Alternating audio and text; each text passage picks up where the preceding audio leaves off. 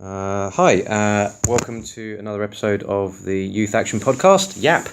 My name's Adam, I work for Youth Action. I'm here with Elisha. Say hi. Hello.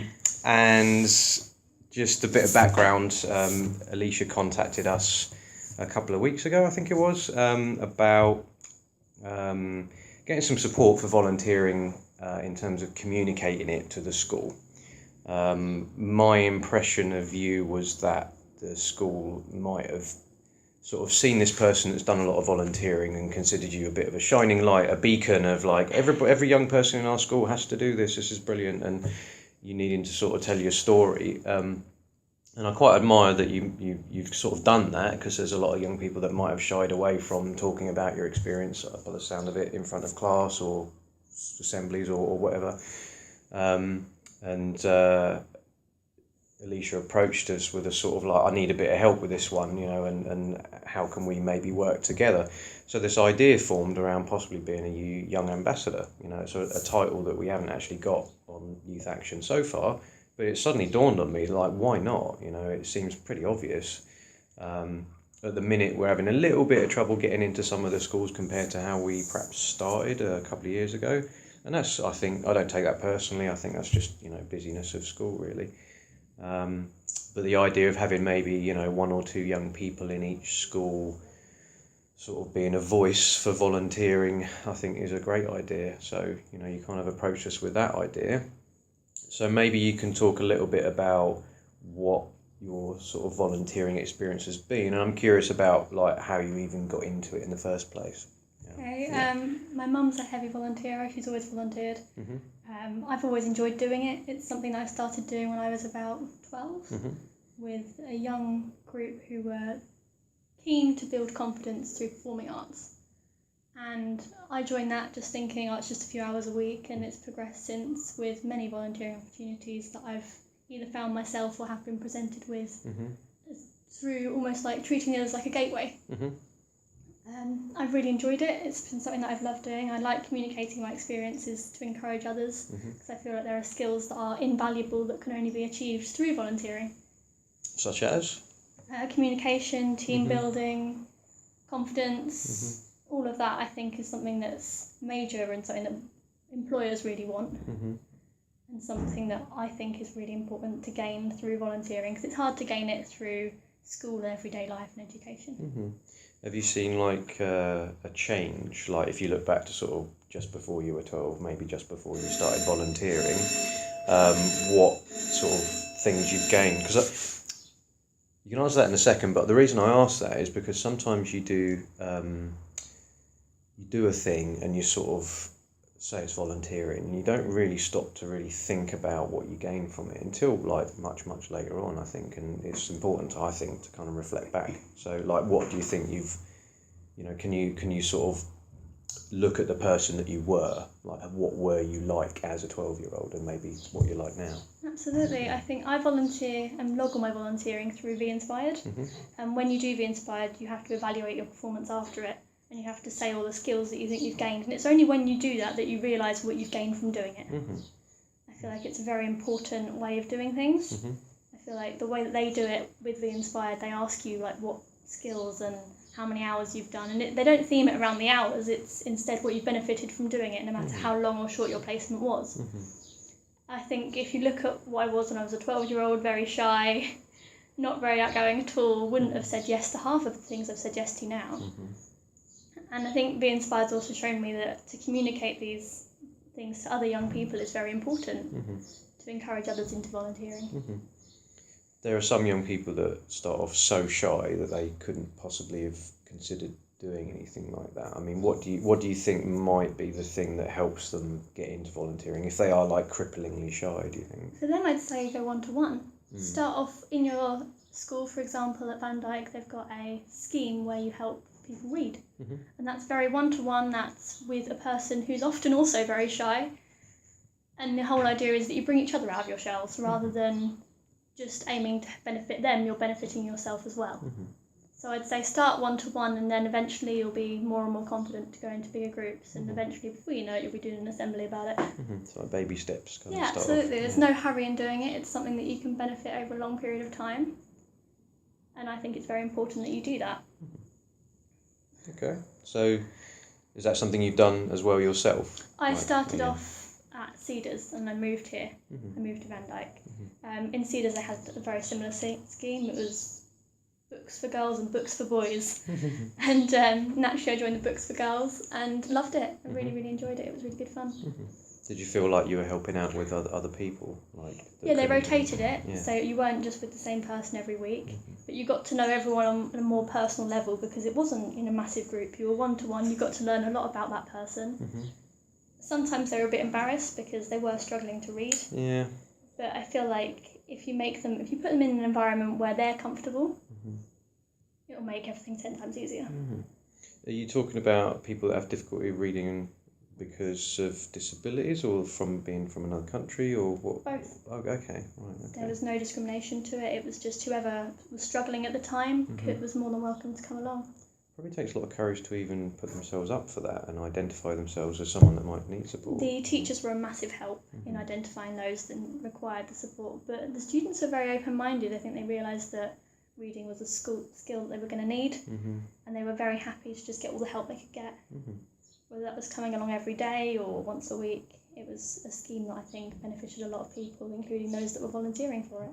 I think it's a great attitude to have. I think if there could be anything that's highlighted then about a young person living in young person times, is that if you're better able to ask for help, I think that's going to make a massive difference. I come from a generation, I think, where if you had any kind of disabilities like that, there was a lot of shame attached to it, like reading and writing, using that as an example. There's a lot of people that would try to kind of cover over, and maybe it wasn't as well supported in schools either. So I kind of went on to do a career in addiction and prisons and things like that. And a huge majority of the guys that I worked with had those kind of issues when they were younger, and they felt stupid, and they maybe had some ADHD where they couldn't kind of focus perhaps as well as other students. And what tended to happen is you kind of either go one of two ways. You either isolate and go really quiet and hope that no one notices you, or you become disruptive. And I had quite a lot of that in my school as well. And all it was just a difficulty engaging with what was the educational process, let's say. So it's nice that that's maybe changing too. Yeah, absolutely. I think before it might have been down to ignorance, people not understanding other people's situations. Yeah. Whereas in the two schools that I've been in, it's been all about the level of understanding that they can portray. And it's been very important that they've acknowledged that. And the students have obviously benefited massively. I've got a friend of mine that was dyslexic at school as well. I'm dyslexic. Oh, are you? Okay. Yeah, very. Interesting. Can't spell at all. Oh, can't you? So, wow, that's something that's probably caused you some problems in the past, and absolutely. And I think I denied the problem. I was one of those that was just sort of, ignorance is bliss, don't want to admit it, no point in that. And then the school picked me up on it and was like, right, no, come on, you need to get tested. Okay. Because there was a lot of benefits that I could have had. So 25% extra time in exams, one-to-one support with just, this is how you spell. And it massively helped me because I couldn't. I'm a lot better now. I mean, I had to ask how to spell the word big yesterday because I'd written it backwards. And naturally I'm still going to have those problems, but I feel like without the volunteering I'd be so painfully shy that none of that would have come to light. I don't think I would have done it. Because you would have continued in that sort of hide away, don't notice me, Just hiding under my little shell. Before you got diagnosed with dyslexia, what do you think was going on? What was your interpretation of your difficulties, let's say? I was under the opinion that I was just a bit daft. Yeah. Because everyone else could do it, I couldn't. It wasn't a massive deal. Teachers could still work out what I was writing, and turns out you get marks for spelling and grammar in your essays, so kind of need it. But no, I just feel like I personally was an ignorance is bliss kind of person. And then when it came to light, I was like, oh, hang on, this is all the support I can receive. Why not just go for it? Were your teachers quite good with you then? Cause, absolutely, that really helpful. I mean, my old school was sort of you're stupid, you're not being quick enough or whatever kind of thing. It sounds like they're much quicker to kind of identify. I believe that about myself. I was a bit, maybe I'm just a bit, maybe spelling's just not my thing. Mm-hmm. But no, in the end of it, I got a decent grade in English. Passed all of my GCSEs. I was very fortunate that I had the help to be able to achieve that, because I'm a firm believer that without the support that I achieved I wouldn't have got the grades that I did. Was it both schools that supported you, or just Van Dyke so far? Cedars and Cedars picked up on it, and then Van Dyke's continued the support. Shout out to them schools, eh? By the sound of it. Absolutely. Yeah, good for them. That's really good. That's a nice sort of tale of a comparison, like to how it used to be, I think, as well. Absolutely, yeah. I think we've come a long way. Yeah, that's good. The volunteering that you talked about, how did that sort of help with your reading and writing then? How does that fit in? I feel like helping other people to read, you learn to read yourself. There it is, okay. So you build confidence. I was that person that when they were asked to read in class, I was the slow coach, I was the slowest person ever, everyone sort of sighed in the background. I got so much quicker. And my teachers picked up on it at Cedars, because I only moved here in September. And in Cedars, when it came to sort of reading in English, my teacher kept on picking me. It was the sort of, come on, we know you can do this now, so go for it. And eventually I just got better and better. I feel like you benefit someone else by teaching them, but you benefit a lot yourself in developing those skills. There were books like Harry Potter. It was quite light reading, but at the same time I think it builds the skills to, it's not that I couldn't read, it was the fact that I was afraid to read out loud in case I got it wrong. But you learn very quickly that it doesn't matter if you get it wrong. No kids laugh at you? No. No? Okay, good. I feel like there's a massive, whereas compared to what it might have used to have been, there's not as much of a stereotype anymore. Because I was scared that people would be sort of laughing at me like, oh, you're dyslexic, therefore you're a bit dim. But that's not the attitude at all. Nobody cares. They're a bit annoyed because you get 25% extra time and they don't. Yeah. But that's it. Nothing more to it than that. I mean, there's also something about, like, you probably had to work a lot harder than them as a result. That's the comparison. I wouldn't say I worked a lot harder. I'd say that I worked in a different way. The ways that I studied were different to the ways that my friends were studying. But no, I'd say I worked about the same as them, because I got all the support that I needed, and with that support it was all the different mechanisms as, okay, so this is how they've got to learn, but this is how it's easier for you to learn. Because numbers and letters confused me, algebra, forget it. They'd swap places. They'd do a little dance in front of your face. They move? Yeah. On the page? Turns out that if you get a blue overlay on top of it, they stop moving. I heard that. It's very convenient. So you're doing that with everything you read? You have like a little, I do, like an use a acetate blue sheet or overlay, yeah. something? Okay. Yeah, they call it a reading ruler, and it's nice and it just makes everything easier. Fascinating. That's interesting. Another friend of mine had dyslexia, and she had like an attraction to a certain colour throughout her life, this sort of turquoisey colour. Yeah.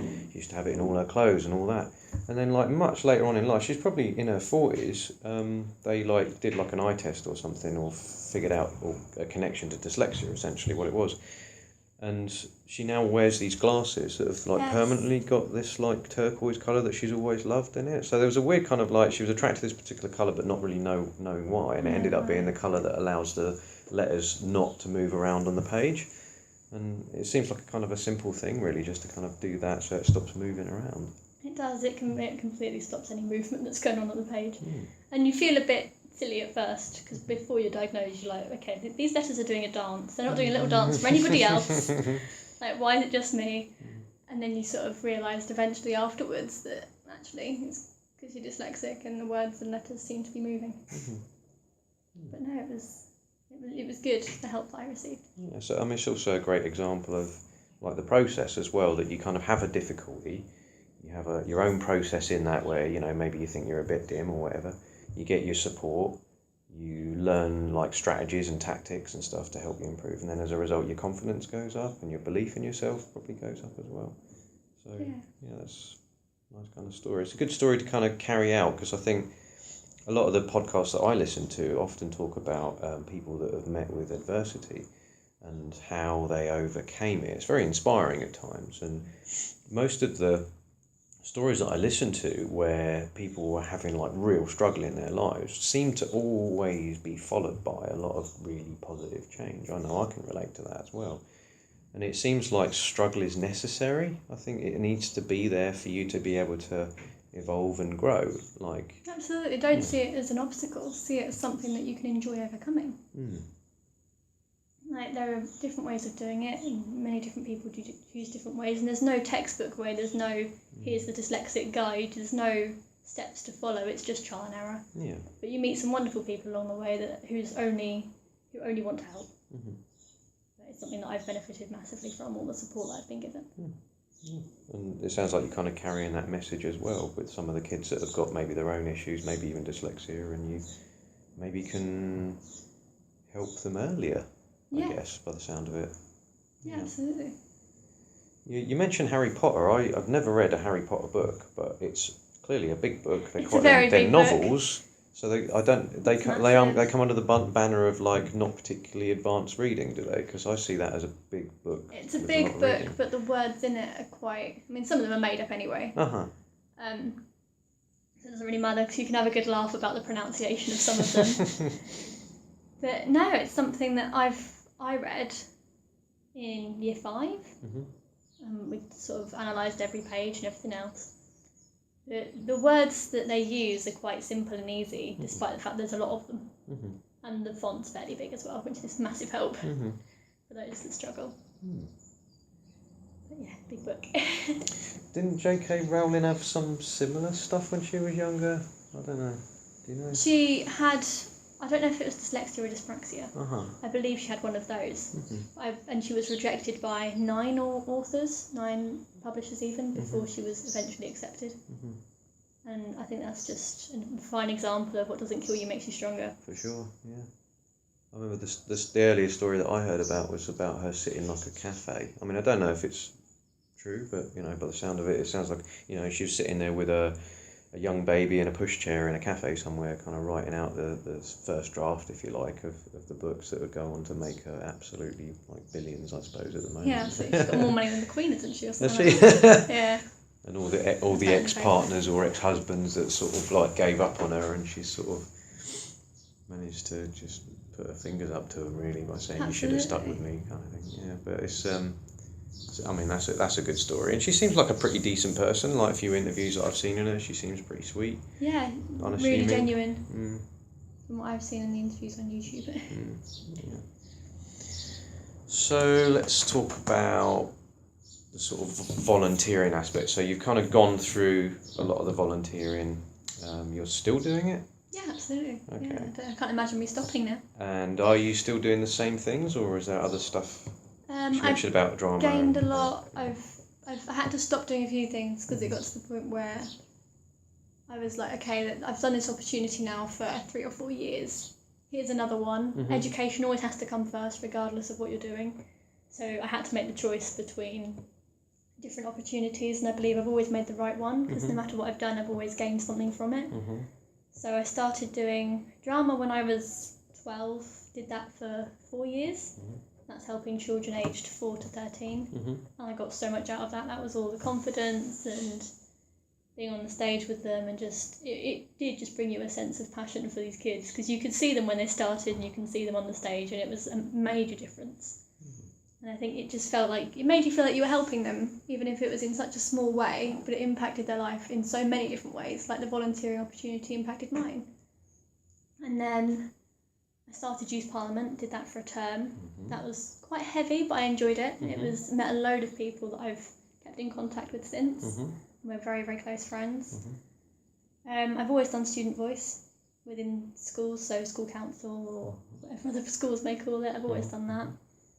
I now do Spectrum Community Arts, which is a dance group for disabled children. So whether they've got autism or rely on sign language, or sometimes both, or various amounts of disabilities, and you just see a bit of everything and really enjoy that. I think you get different things out of different opportunities, and I think use them as gateways. Take the skills that you've learned, take those transferable skills and put them into the new opportunity.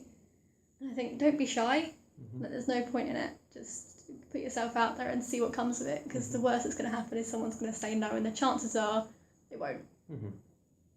I think there are volunteering opportunities that don't even involve commitment. So I do the old people's lunch at the church every season. And you've never met such lovely people. They're all so they've got so much to pass on to the young generation, and I think all you've got to do is sit down and talk to them, and you've gained so much knowledge just by having that 25-minute conversation. And it just makes you feel like, I've learned that. I wouldn't have learned that had I have not been here. There are so many different benefits to it, and I've really enjoyed doing it. Must give you like an unusual perspective on what it was like to live 40 years ago. Oh, absolutely. Like, there are some of them that were sort of alive during World War II, and you get so much insight, and you realise how lucky you are. Because then, like I've said before, the dyslexia wouldn't have been recognised. You'd have just been called a bit dim or a bit stupid, and you'd have gone with that. You'd have accepted that as your answer. But now I think there's so much more available, and you won't experience it unless you put yourself out there and find out more. Sounds like you benefited a lot. I mean, that was something that I've been wondering fairly recently about, like how much of like history is sort of lost. You know, I was very aware of World War II, like pretty much because like a movie came out called Saving Private Ryan, and I was super into movies anyway. Yeah, great movie, and that sort of spawned a lot of interest in it. Like, you know, there's various TV shows like Band of Brothers that came out after.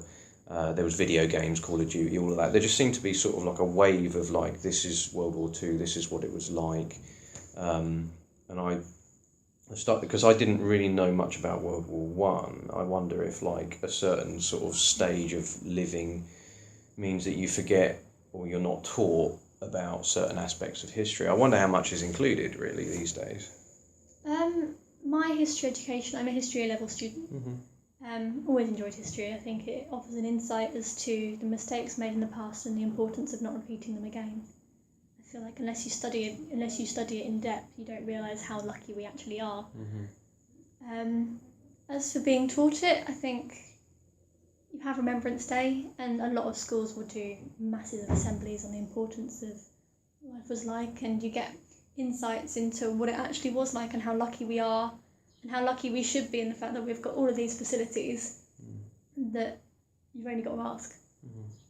And I think it's so important that we acknowledge that and appreciate how different life is now to what it could have been then.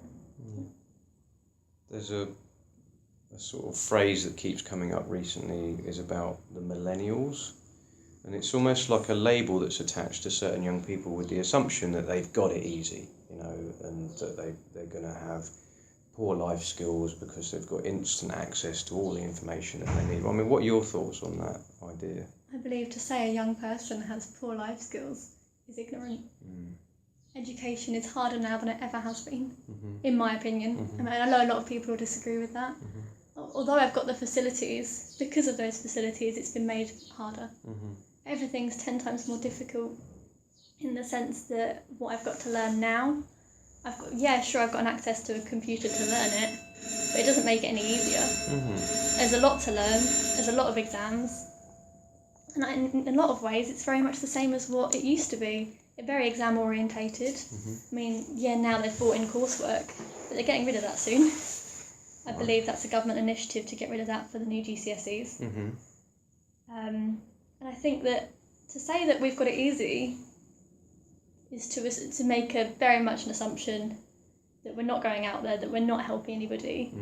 I know for a fact that the people that I work with at the OAP lunch for the seasonal for the church wouldn't say that I had it easy. In fact, my grandmother personally says all the time that I have it harder than what she did in terms of education, not in terms of anything else, because I appreciate that she didn't have all the facilities that I've got. What's hard about it? Is it the content or is it the volume or what? Both. There's a lot more to learn and there's a lot to learn. So the content is more in depth than it was.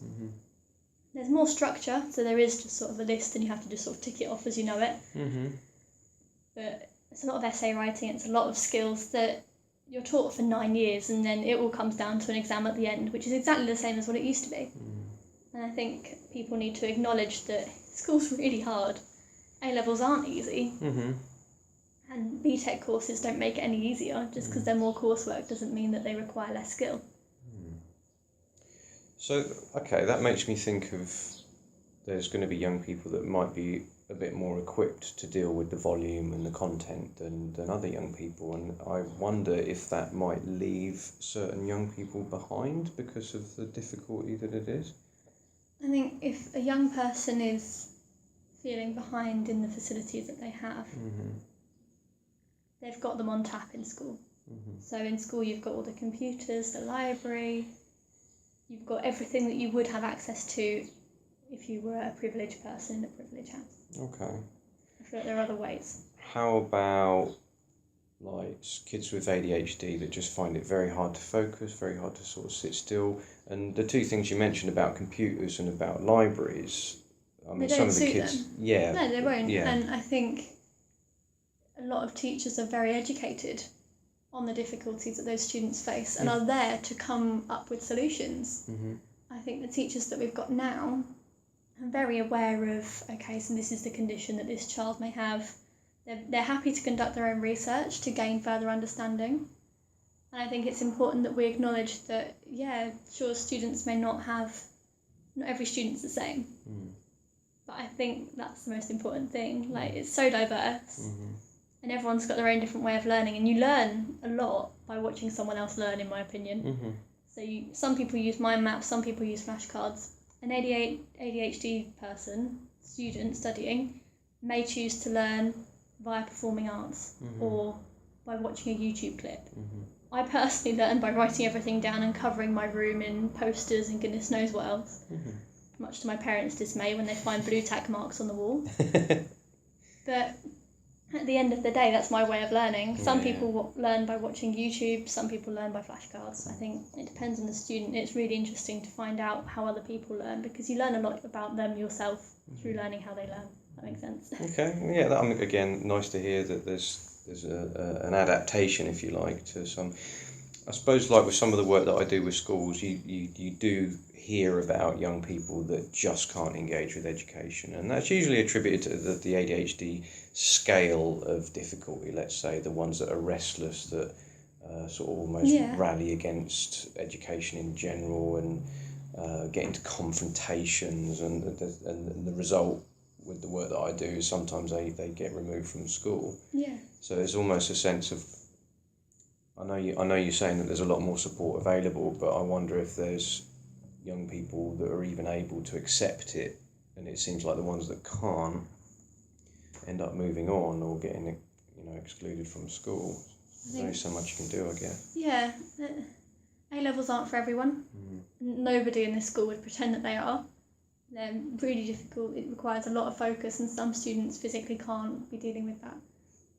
But there are other opportunities available, so apprenticeships, college courses, which are either practical based or coursework based. So there is something for everyone. Obviously there may be difficulties in getting there, because I know some of my friends, A-levels weren't for them at all. They didn't do very well in their GCSEs, but they didn't because they had to. It was the whole thing of, I don't like school because I don't like learning in this way.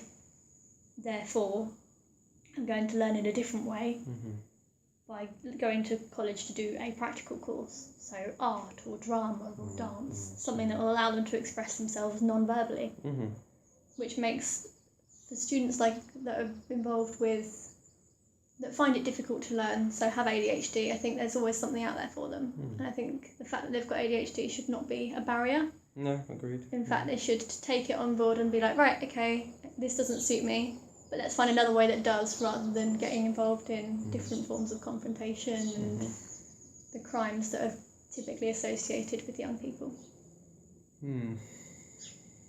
One of the arguments that some teachers put forward is like, look, I've got a class of 30 to 40 kids. I don't have the time to attribute to this sort of one individual. How does this school kind of get around that then? In this school we have assistant teachers. Okay. So if a student's particularly struggling, then they'll have their own sort of teacher to help them. And in this school we're lucky that we've got that facility, that one-to-one sort of teacher help. So if they struggle with anything, they've just got that one teacher to go to, and they don't have to feel embarrassed by asking, because in a class of 30, 40, I understand if a student is struggling, they don't really want to put their hand up and just to clarify, that is what you just said, because you'll get a notion of just sort of people sighing behind you, just like, oh, she's just said that. Whereas if you've got that one-to-one support, which they do provide here, they've seen it in the GCSE lessons, then it makes things 10 times easier for them. And I think it's something that should be acknowledged, the fact that there is that. But again, you have got to put yourself out there and ask for it. Yeah, and then accept it. I mean, there might have been a time where people would have a lot of shame about that, about like, okay, to ask for help is essentially to admit a vulnerability somewhere or a shortfall, let's say, in some area. Absolutely, I think asking for help is one of the bravest things that you can do. Agreed, yeah. It was probably the major theme of the work that I did in addiction was a lot of these guys that had these difficulties and a lot of the things that we've been talking about.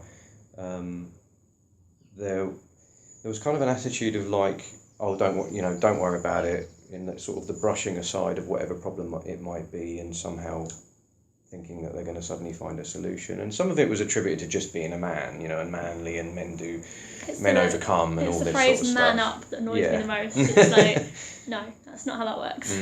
Yeah, no amount of sort of manning up can help you get over, say, certain problems in your life. Absolutely not. And I'm sure some of that's attributed to maybe some of their own upbringings as well, that for the most part were quite dysfunctional and unhelpful. But yeah, the asking for help was very much about the treatment that we used to do, was about, when you see that you've got a problem, then you just stop and you ask for help. And I personally try to live by that as well, although I don't always. I mean, I seem to let it become a bit more of a problem than it needs to, and then I ask for help, kind of thing, because I need it to get to a sort of certain... You need to make yourself feel like you're making a fuss about something. Yeah, I think so. Yeah. I've done that in the last week, where I was like worried about a project that I'm doing with a group of young people and thinking that I've got to be the one to figure it all out, when in actual fact I need to just chill out for a bit and see what they come up with. Yeah. So I mean, I'm 40 years old now, and I'm still learning. I'm still trying to sort of negotiate my way around life as well. I like to think I'm never going to stop learning. Regardless of whether I finished education or not, I'd like to think that I continue to learn, because the minute when you continue to learn is when your brain's not stimulated, and then you do the same thing every day, and I don't want that to be me. Yeah. So what is the future, thinking about that? Like your career plans or educational plans, or what's next? I'm not sure yet whether I want to go to university, because university's not for everyone. I want to be a paramedic when I'm older. I do St John Ambulance Cadet. So it's a direct link, and I wouldn't have done St John Ambulance Cadet without all the volunteering and everything else. It is a volunteer position I'm involved in. It very much inspired me to do what I can. Torn between paramedic or social worker, not sure yet. I've got a while to decide. I can do both via an apprenticeship should I want to. But I wouldn't have done that without the volunteering that I've got. I wouldn't have... Before all of this, I don't know what I wanted to be. I was clueless. I think volunteering teaches you a lot about yourself. And it gives you all these skills so that you can type into whatever career opportunity website you want to go on. When I was in year 8, we took a quiz to decide what you should be when you're older.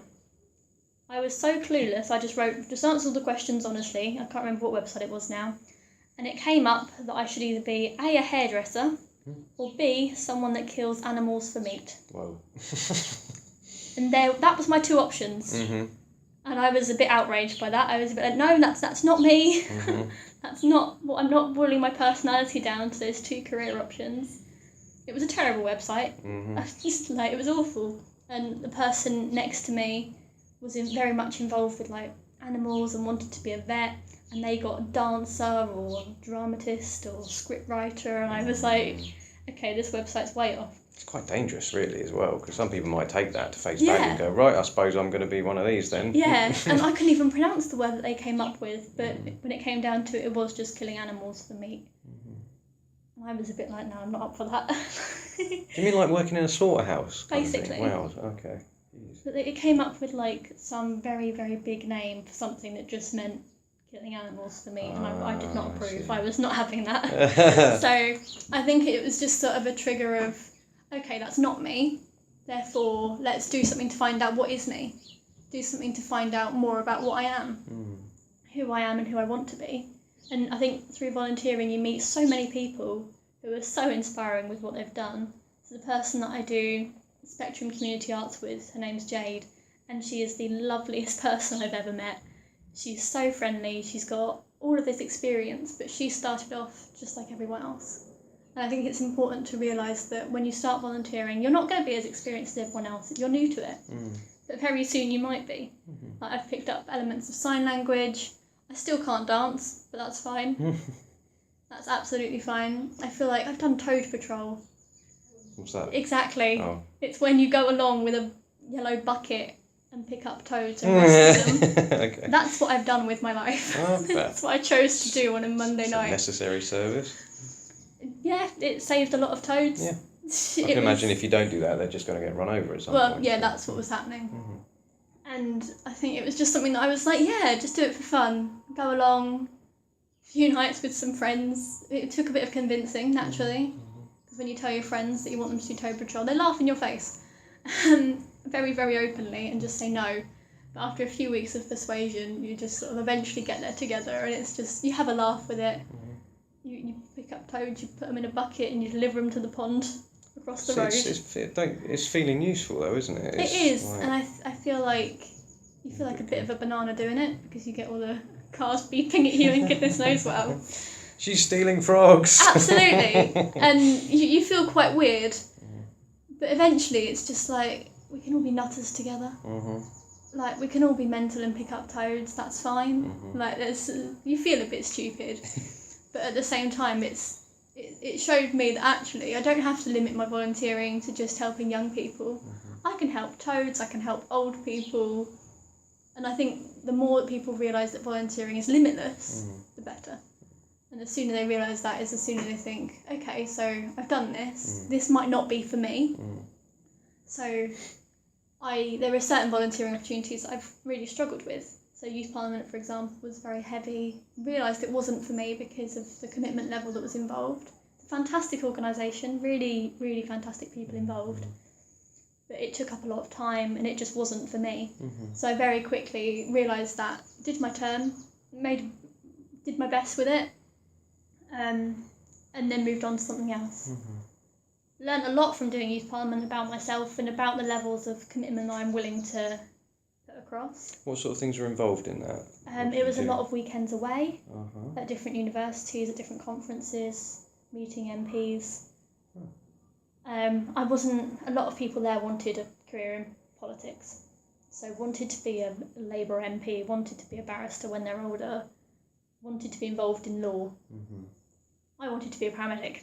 So I wasn't with people who were like-minded, but at the same time I was. There were massive differences between, it wasn't an us and them, it was everyone was in the same boat, nobody knew each other. It was very much being thrown in the deep end when it came to meeting different people. But it's something that I got a lot out of, for definite. Was that with Lisa Wright? Did she?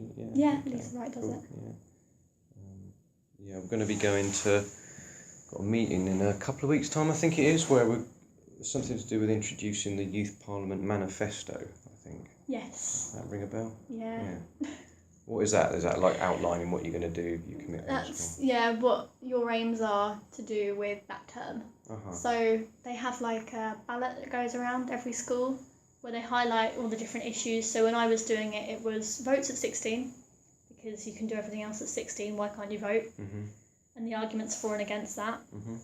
Curriculum for life, which is, instead of schools teaching us religious education, they should be teaching us sex education, they should be teaching us how to do taxes, we should be taught about political education. Something that is provided at the schools that I've been at, but isn't provided elsewhere. So it's more about equality amongst the schools and how every student should have access to that service. Transport availability. So that was on there. So it was things like buses cost too much for young people. How are we supposed to get from A to B when it's costing this much? It was all of that, and they send it all around, and people tick their the three options that affect them the most. Like mental health was on there, I think, and then they give it in, and then it's all tallied up, and then the top 5, I think, are debated in a live debate at the House of Commons. Through all these young people who were in Youth Parliament, who were members of Youth Parliament. And then out of that you get the 3 main areas that have come up on this ballot that have then been debated and everything else. And you get it down to 3, and they're the ones that everyone across the UK votes and focuses on within their own personal Youth Parliament. So for us it would be the Central Bedfordshire Youth Parliament. And that's a major event actually, and it's something that Youth Parliament believes in, because then you're getting everyone's young people's voices and everyone's voices are then heard. Mm-hmm. And they focus on the event, I think the main problems that are within all these different schools and the ones that everyone faces. So it's sort of a service for all. Mm-hmm. And they just tick one box, and it's very, very good service actually. Mm-hmm. The way that it's carried out. So the Youth Parliament Manifesto is them just saying, here's all the things we want to achieve in order for everyone's voices to be heard. Mm-hmm. Is the point of it to have the voices heard or to elicit change, or both? Or both. Like, so did you feel like any change was made in the term that you were there? Since, I'm not saying that this was solely down to me, it's a massive group of people, massive group of people, and they're all brilliant young people. I've made so many friends. Mm-hmm. But I think that the way that they've done it, since I was there, Votes for 16 was on our manifesto, so the Youth Parliament Manifesto. It's now in every manifesto of every major political group. Mm-hmm. So it's on Labour, it's on the Conservatives' manifestos. Okay. To have Votes for 16. I'm not saying that was solely down to Youth Parliament, because it certainly wasn't. But there was a lot of campaigning for it, a lot of marches, a lot of petitions going around, and that was part of Youth Parliament. Mm-hmm. So you had these petitions that you went into town and got people to sign. You did all these marches, and it's the same for Curriculum for Life. It was all about giving presentations to schools and saying, this is what your students need. And then it was communicating with the students and the teachers to find out the best way of doing that and achieving that. And that was brilliant. Really enjoyed it. It was good fun. What do you reckon to the current political state that we're in at the minute, if we can take it there? My political views are that we're in a democratic society and we're very lucky to have that. I think that right now there's a lot of instability given Brexit and everything else. But at the end of the day, I think we're going to be okay. Mm-hmm. When it comes down to it, I think the issues that are involving young people will be dealt with. They may not be at the top of the cards at the moment. That might not be the most important thing for them to deal with all the disasters going around. But I feel like with the young people that we've got in this generation, they're up for it. Mm-hmm. They're ready to commit themselves to make the changes that are necessary. Mm-hmm. And I think that we've got a massive, it's so positive with all the different, I mean, I met all these people at Youth Parliament and I realised actually, when you all get together, you've got a group of people who are ready to make change there. Interesting. You're kind of at one end of a scale, and at the other end is a young person that I'm planning on doing a podcast with next week who contacted me, who seemed extremely disgruntled with our political system at the moment. And you're very optimistic, whereas she's thinking, you know, the recent election and, you know, all of that, she just felt like it was a mess and it was not helping, but she believed there to be part of the problem, where there just weren't attractive people, not physically, but just, you know, nothing was drawing her to be able to think one way or the other. She's not old enough to have a vote, but it'd be interesting to kind of get her side of that as well. I mean, are you open to sort of that, or are you just staying in this sort of optimistic place of like, we're good, you know, everything's brilliant? If you stay optimistic, then you're open to all the possibilities. Yeah. I mean, I've never met her, but what I'd say to her is, if I was to meet her, I'd be like, okay, so what have you done about it? Mm-hmm. I'd turn it straight back on her and say, okay, so you're annoyed. Your way of doing it is creating a podcast with Youth Action. But what groups are you part of? Mm-hmm. What groups are you doing to make a change? And if she's part of those groups, then what have they achieved? Mm-hmm. If they haven't achieved, what they're planning to achieve. Mm-hmm. And what's she doing about it? Because I think that in this life there's nothing...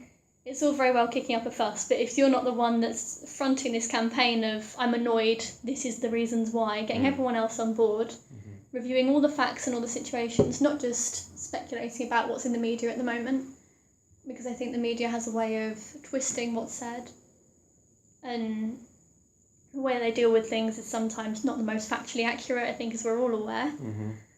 And I think what I'd say to her is to sort of, okay, I get where you're coming from. I can see that you're annoyed. Firstly, why? Secondly, what are you doing about it? And what have you done?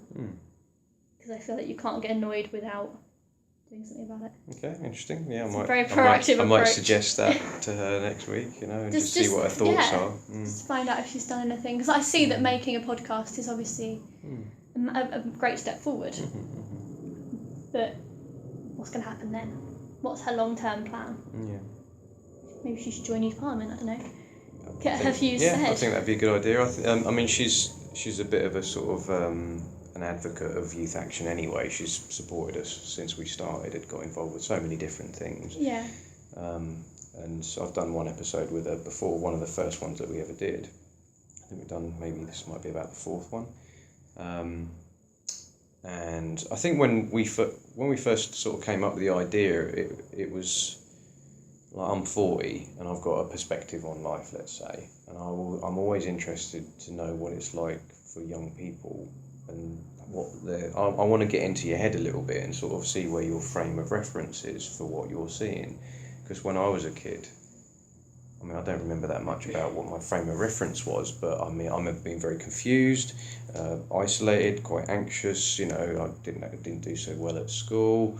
There were things in the way that I was brought up that I think have caused me problems that I've recently overcome. I kind of look at my life as like a bit of a journey, really. But when I see things that I suppose are a bit more in the media, like politics, like, I don't know, fashion, music, whatever, I'm kind of, because my music tastes probably are quite different to yours. I don't know what you're into, but movie tastes, and I kind of like the idea of getting that view of what it's like to be a young person. That was kind of the initial idea with the podcast, and I don't know what it's going to kind of fashion its way into. I know the theme obviously is going to start with volunteering and kind of, but it's so much more than that. I mean, we've already talked about some of the difficulties you experience, ways of overcoming that, supporting the school, changing views within the school about supporting disabilities, for want of a better word.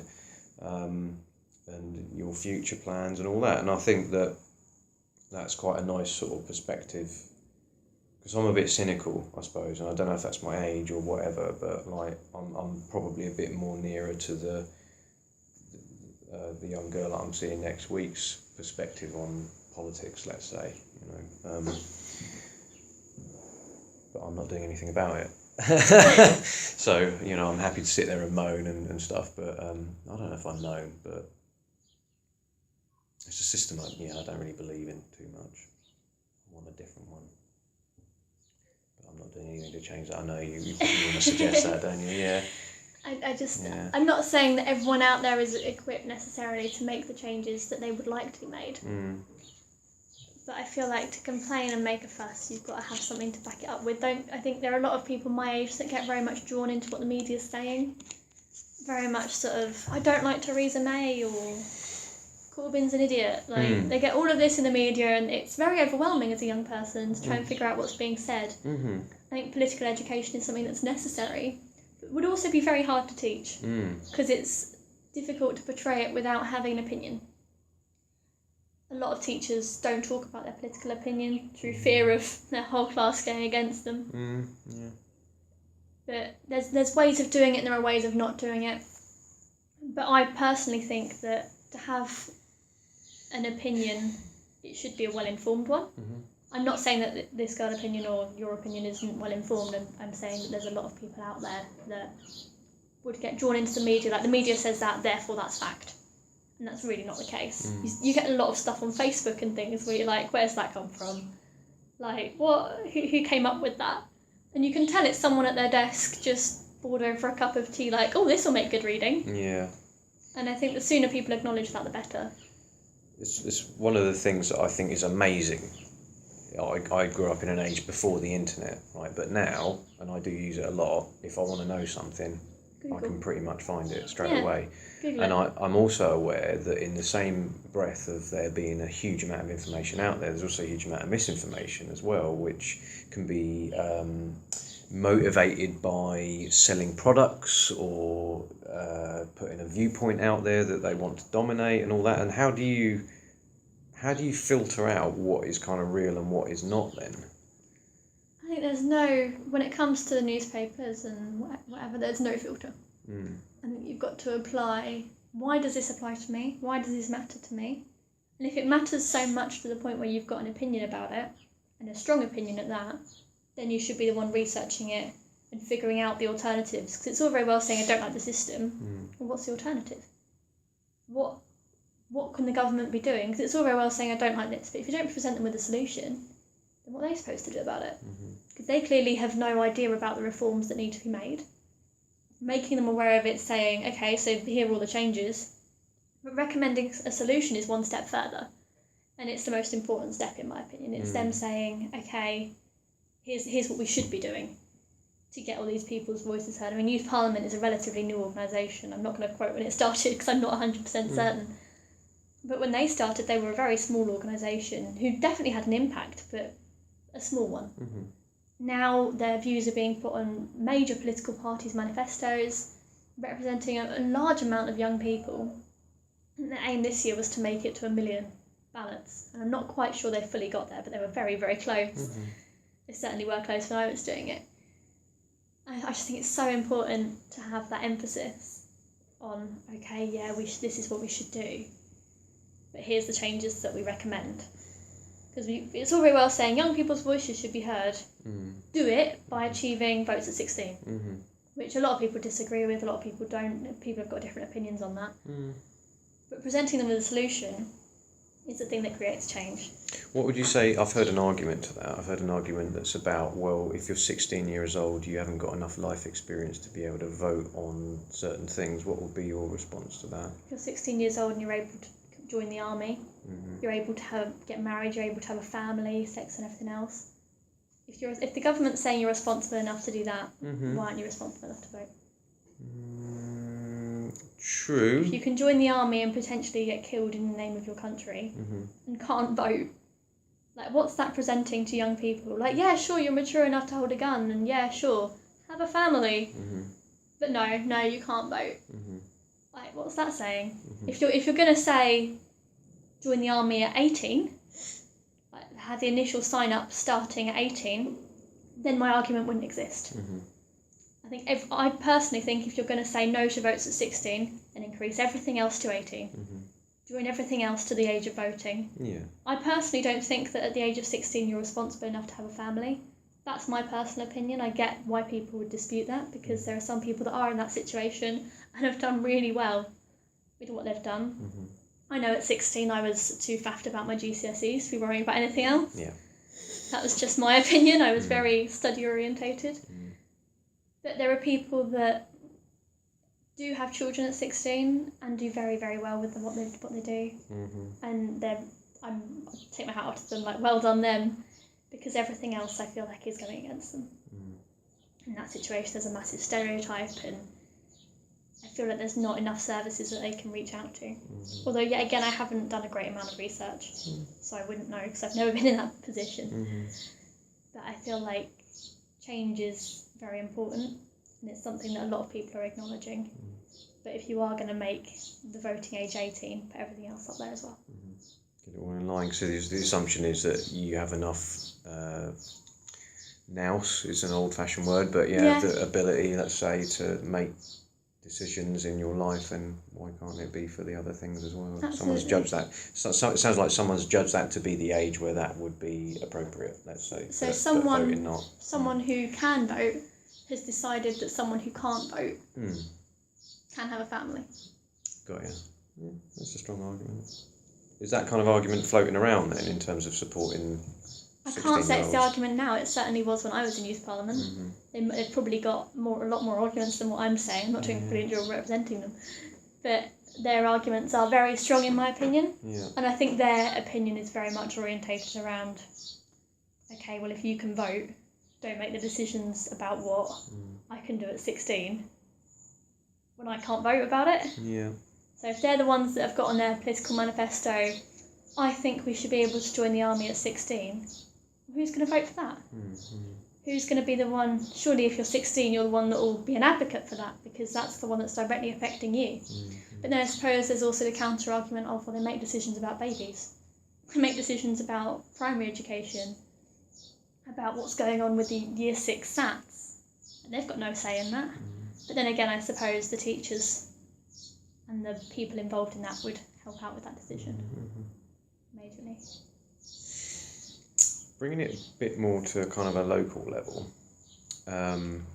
one of the things that we're affected by as an organisation is the steady decline of government funding coming into local councils. So Yes. basically by 2020 it's not going to exist anymore.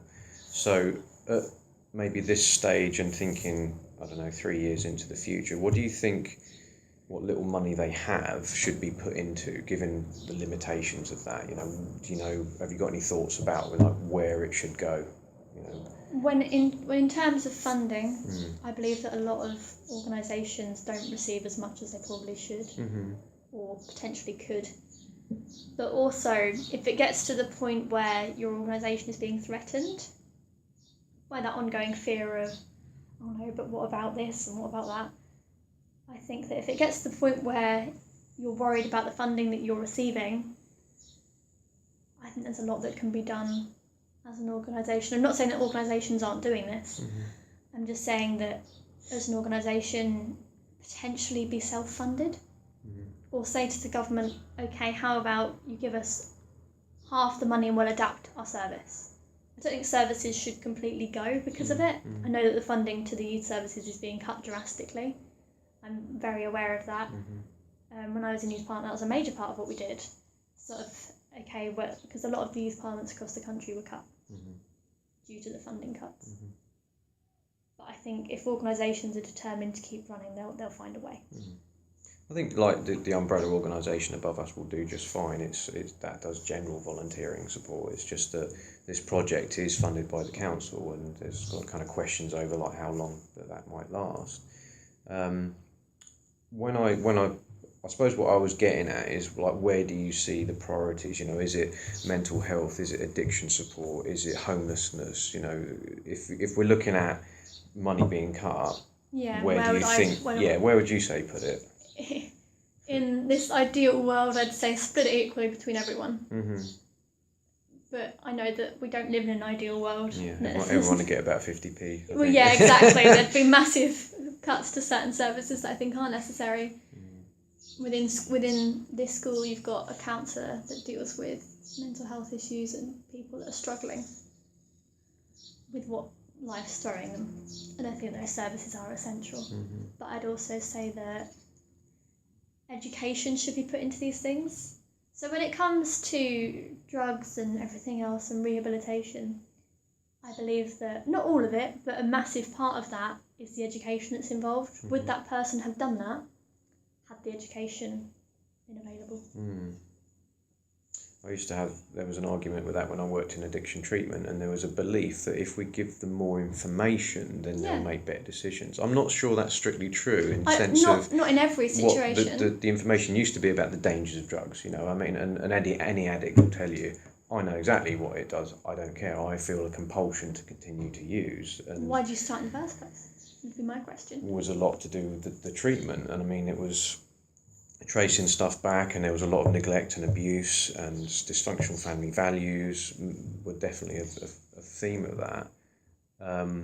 It was like, in my head was sort of like, it doesn't matter how much you're telling people how much heroin does you damage, that's not the education that they need. The education is much more of like a personal nature, and discovering, you know, the connection between their compulsion to use and their difficult backgrounds, let's say. And that was a lot of the treatment. It was making those connections. It was about removing shame or building self-belief, or, you know, say you came from a family where you were told that you were a scumbag every day or whatever, and that will impact your self-esteem and your sense of self-belief to the point where you think, I'm not worth anything, I'm just going to go and use drugs. So it was the psychology of it, I suppose.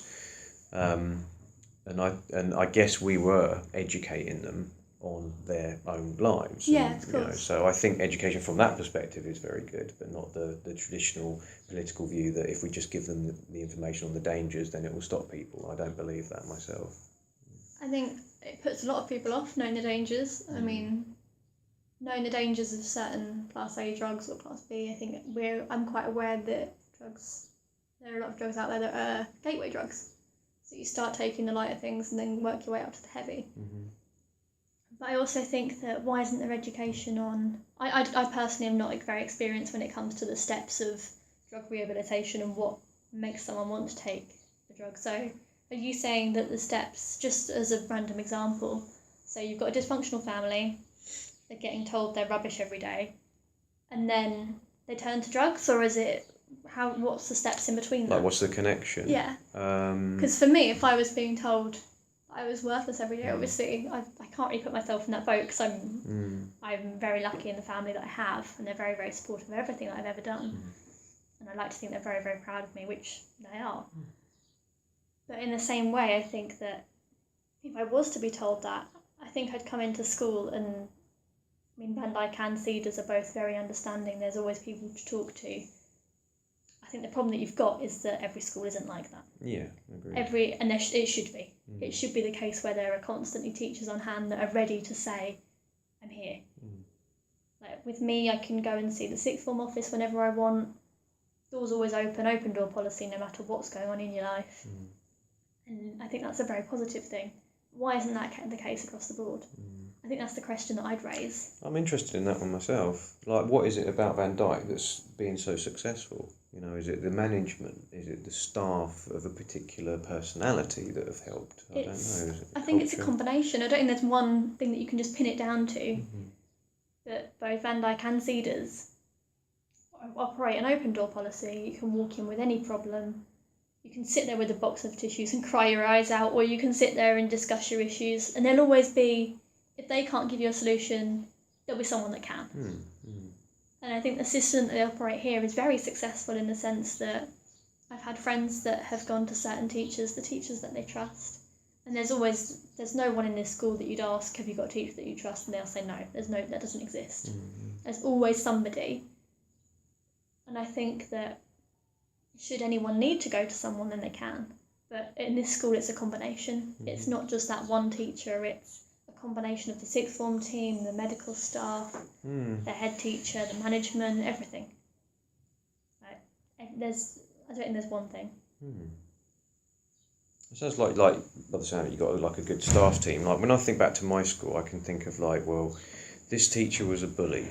This one, I'm pretty sure, was trying to get off with the girls. This one was boring as hell. You know, they fit these kind of archetypes that I would take the view of when I was a young person. Are you saying that that's absent here and everyone's like angelic almost? I'm not saying that my school is complete heaven, absolutely not. I think there are always going to be those stereotypes, and what you've also got to think is when you think back to past schools, you remember those teachers that were great, but you also remember those students that bored you to tears every time they opened their mouths. And I've definitely experienced both. I'm not saying that here is some sort of heaven when it comes to education. There are definitely areas that this school could work on, but I'm saying that what they are doing right now is absolutely fantastic. They're offering support to their schools. They're doing absolutely everything they can. And as an organisation, I'm sure that Youth Action appreciates the fact that it's a combination. That is the fact that we get full YP coming into this school to help us out with careers advice. I've had meetings with a few of those, just sort of, I don't know what I want to do with my life, help me out here. And I think that the options that they've opened so many doors. And I think since coming here and going to Cedars and everything else, my eyes have been open to all these different possibilities. And I think, sure, there are going to be those people that you just don't get on with in life. You're going to find that anywhere. But as a general rule, both schools are brilliant when it comes to dealing with things that you might be struggling with, or just having that open door with someone to talk to. Okay, we've been going about an hour now. I don't know I didn't realise. It goes quick, doesn't it? I suppose I think we should wrap up, but I do want to kind of come back to. I've got a question in my head about you've done so much volunteering. Why did you register with Youth Action? Because it sounds like you've kind of nailed it, really. I got in contact with Youth Action because I think that volunteering is so important. It's opened my eyes to so many different things. I noticed that Youth Action was called Youth Action, but where are the youths involved? Good point. I struggled with that mentality of you calling yourselves Youth Action. I don't think it's a major fault. I think that what you've actually done is brilliant. But without the opinions of the youths that you're trying to help, I'm not saying that you haven't done that at all, don't. No, it's fine, yeah. Just keep in mind, it's fine. All I would say is that I think you could have someone on the inside. Yeah. Someone in the schools who can be the person, the go-to person when it comes to assemblies. Yeah. We've got organisations that have come into Van Dyke who've got no idea. You sit through an assembly and it's like they're delivering a lecture to their own age like group. very corporate sort of sound to it. Yeah, it's very I've sort seen of a couple of monotone. those actually. Yeah. And you get these interactive assemblies, and some of them are great, some of them aren't so great. Mm. And I think that youth action is such an important group of people. The way that they do things, I think, could be aided by having youths involved, but also by having people such as myself who've done the volunteering, but also by having people who haven't. And why? Why haven't they done that? Is it because they're afraid? Is it because they don't have the skills to do so? Is it because they don't think they've got the opportunities available? But what it all comes down to is the why. Why not? Why have I done this and that person hasn't? I'm not saying that I'm some sort of golden angel in all of this, but I've done the volunteering. I've got some experience that I really want the chance to pass on. I've got the chances here, but I feel like it's all very well me saying, oh, look at me, I've done all this volunteering.